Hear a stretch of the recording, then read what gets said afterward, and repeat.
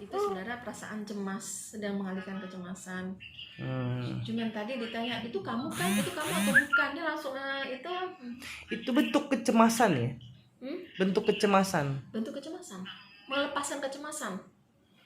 Itu seperti kayak gini loh, garuk, gemes. kecemasan, gemes, sekaligus rasa bersalah. Ekspresi gimana Bun? Dari klarifikasi yang Gisel lakukan, kalau dari sisi mikro ekspresi Bunda gitu ya, apa guratan-guratan wajah, ketakutan kah, bingung kah, gundah kah? Iya, kalau yang Bunda lihat dari ekspresinya Mbak Gisel, ini ekspresinya campur aduk ya pemirsa ya. Ada ekspresi di situ marah, sedih, terus seperti kayaknya menunjukkan ya maaf ya, kayak seperti ada puas juga, terus berganti juga dengan rasa menjadi korban gitu, perasaan bersalah juga. Jadi nano-nano ekspresinya itu Mbak Gisel gitu ya. Nah, terus pemirsa juga bisa ngelihat yang paling mudah dilihat ketika pertama kali videonya itu ketika Mbak Gisel memberi pernyataan ya, bisa terlihat Gisel itu sempat menarik-narik telinganya ini ya, narik-narik ini ya, hampir sepanjang wawancara itu ditarik-tarik. Mengapa? Itu adalah respon di bawah sadar untuk menunjukkan perasaan gak nyaman mendengar berita-berita tersebut. Iyalah memang gak nyaman ya pemirsa. Terus kemudian itu juga menunjukkan dua respon bahwa Gisel sebenarnya sedang mempertimbangkan apa yang harus dilakukan, lagi bingung dia apa harus dilakukan ya.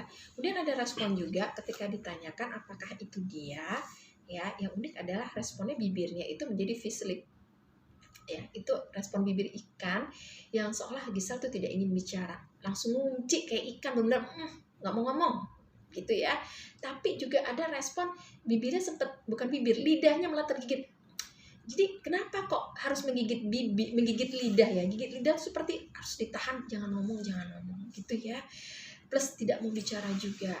Nah, ini menurut Bunda agak membingungkan sebab kalau memang ini bukan Mbak Gisel ya, seharusnya ketika seseorang merasa dia tidak bersalah, harusnya dia membuat klarifikasi, enggak itu bukan saya. Kenapa? Kan sebenarnya dirugikan Mbak Gisel, ya kan?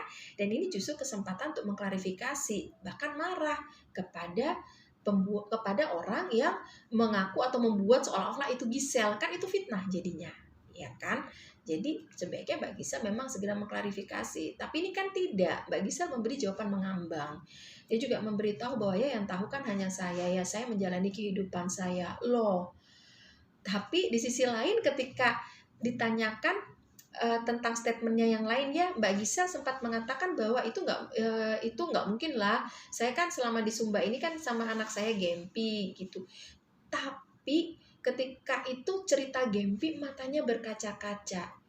Ya, nah ada apa? Kenapa kok Mbak Gisel seolah bingung, tidak ingin mengklarifikasi, tapi di sisi lain juga memikirkan masa depan dari Gempi itu sendiri. Ada kekhawatiran di situ, ada rasa bersalah di situ. Ya, ada apa Mbak Gisel? Ini beneran Mbak Gisel gitu. Ada gurat sebuah penyesalan yang dalam. Kalau ditanyakan penyesalan gitu, kalau Bunda lihat, ya sudahlah, acuh, justru adanya keacuhan, respon keacuhan. Penyesalan itu hanya muncul ketika dia menceritakan tentang Gempi, kekhawatirannya akan masa depan Gempi. Itu aja yang Bunda lihat. Ya. Seperti itu. Terakhir Bun,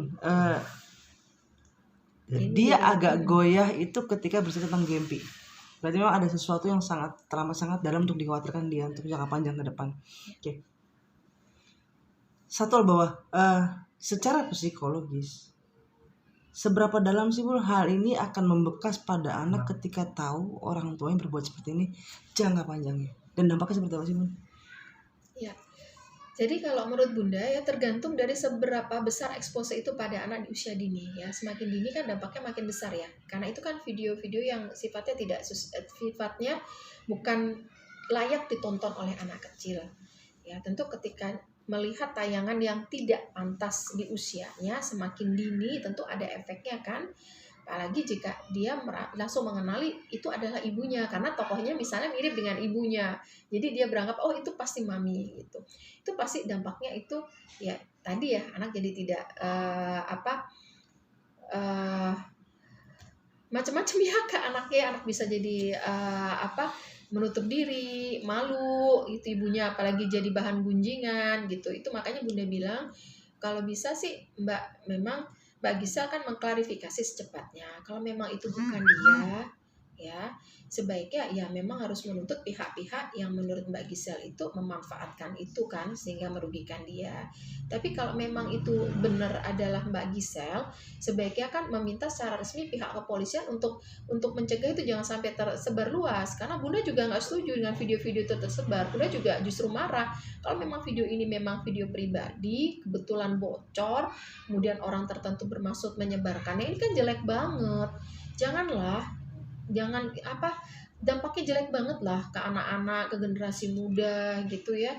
Nggak setuju Bunda ini disebar-sebarkan gitu, apalagi tujuannya untuk menekan ya atau bisa juga Mbak Gisel ada pihak yang menekan sehingga Mbak Gisel itu kok ada kekhawatiran juga di situ gitu ya, sehingga masih menimbang-nimbang untuk langkah selanjutnya seperti itu. Kegalauan itu lebih itu Bunda lihat sih daripada tadi ya kayak rasa sesal gitu.